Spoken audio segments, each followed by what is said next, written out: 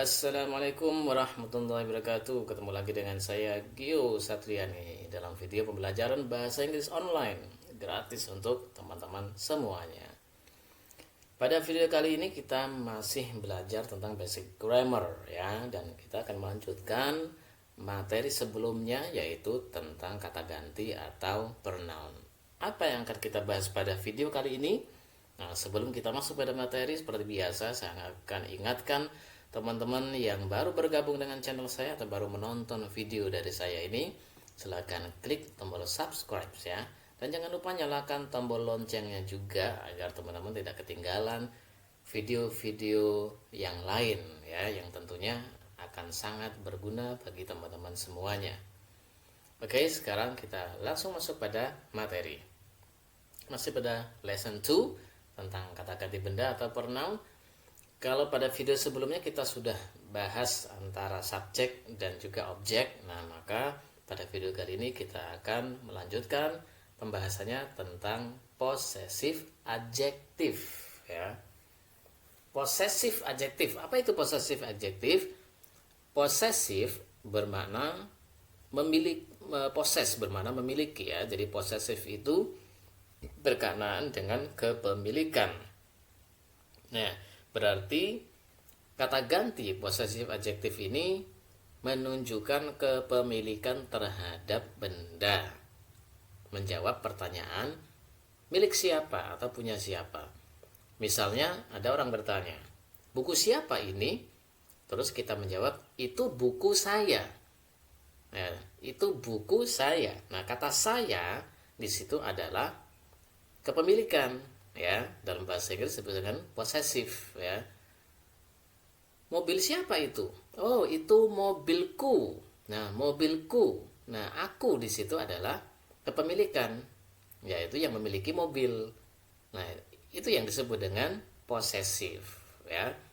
Kenapa disebut dengan adjektif? Nah, karena posisinya berada di depan kata benda ya. Oke. Nah, sekarang kita lihat perubahan-perubahannya ya. Subjek I ya, saya I, kemudian objeknya berubah menjadi me, posesifnya berubah lagi menjadi my. Ya. Nah, kenapa ini ada titik-titik? Ini maksudnya adalah bahwa possessive adjective ini harus diikuti dengan benda yang dimiliki. Tidak boleh ditulis my gitu saja. Nggak jelas nanti apa yang dimiliki kalau my doang gitu ya. Nggak bisa punya makna ya. Nah, jadi I berubah jadi me, berubah jadi my. Jadi kalau kita mau mengatakan rumah saya, maka bahasa Inggrisnya adalah my home. Bukan I home, bukan pula me home. Ya, tapi harus menggunakan my. Kemudian kamu ya, dari subjek you, objeknya tetap you, posesifnya berubah menjadi your. Tidak boleh kita menggunakan you juga untuk kepemilikan. Misalnya rumahmu, your home, bukan you home ya. Kalau you home maka salah.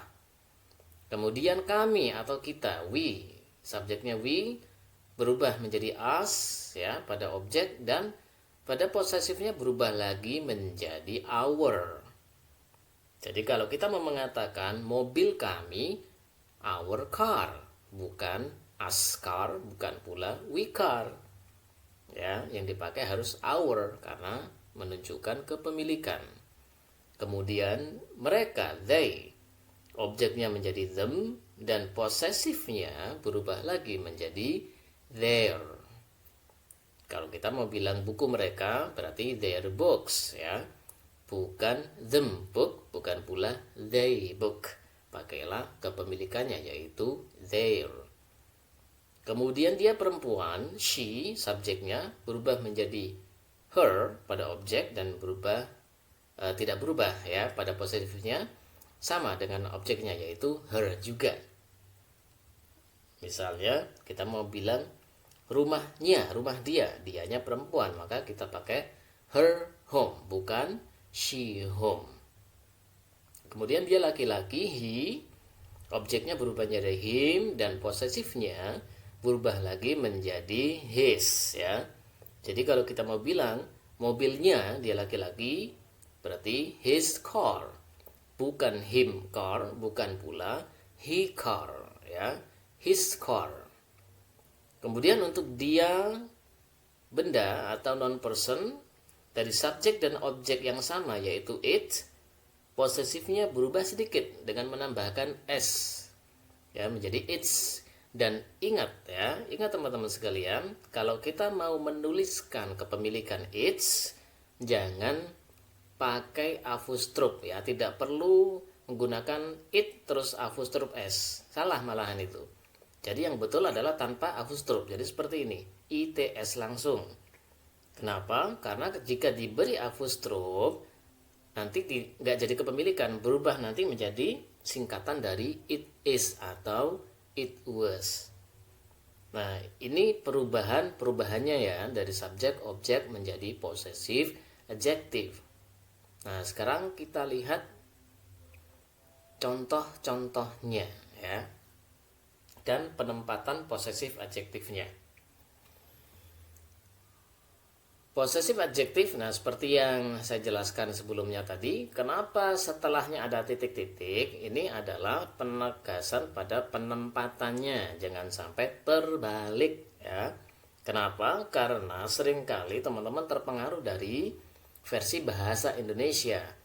Dalam bahasa Indonesia kita bilang mobil saya, mobil dulu baru saya. Tapi dalam bahasa Inggris dibalik, saya dulu baru mobil ya. Jadi my car, bukan car my. Ya, kalau car my salah ya. Nah, jadi harus my dulu baru car. Nah, jadi possessive adjective itu letaknya sebelum kata benda, sebelum benda yang dimiliki ya. Your, misalnya pada kata your home, rumahmu ya, your home bukan home your. Kemudian our juga sama, dia harus di depan kata bendanya. Contohnya our books ya, bukan books our. Nah, jadi walaupun pemilihan pronounnya itu sudah betul, pakai our, pakai your, pakai my, tapi kalau letaknya itu terbalik dengan kata bendanya, sama saja menjadi salah ya. Nah, jadi harusnya our books ditulis books our atau diucapkan books our, yaitu menjadi tata bahasa yang salah. Oke, kemudian contoh pada their, ada their school, sekolah mereka, bukan school their. Contoh pada her, misalnya her father, ya, ayahnya, ayah dia, dianya perempuan, pakai her ya, her father, bukan father her. Salah kalau father her, ya, jadi yang betul her father. His, dia laki-laki, contohnya pada kata his mother, bukan mother his.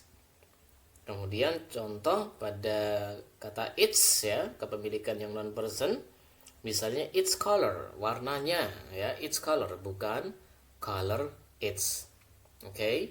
Nah, jadi ini cara kita meletakkan ya, menempatkan posisi possessive adjektifnya dan benda yang dimiliki. Oke. Kemudian masih berkenaan dengan penempatan. Kalau tadi penempatan antara posesif dengan bendanya, nah sekarang kalau sudah jadi satu ya, posesif adjektif ini letaknya di mana? Nah, pada kalimat, ya, dalam kalimat posesif adjektif itu dia bisa sebagai subjek, bisa pula sebagai objek.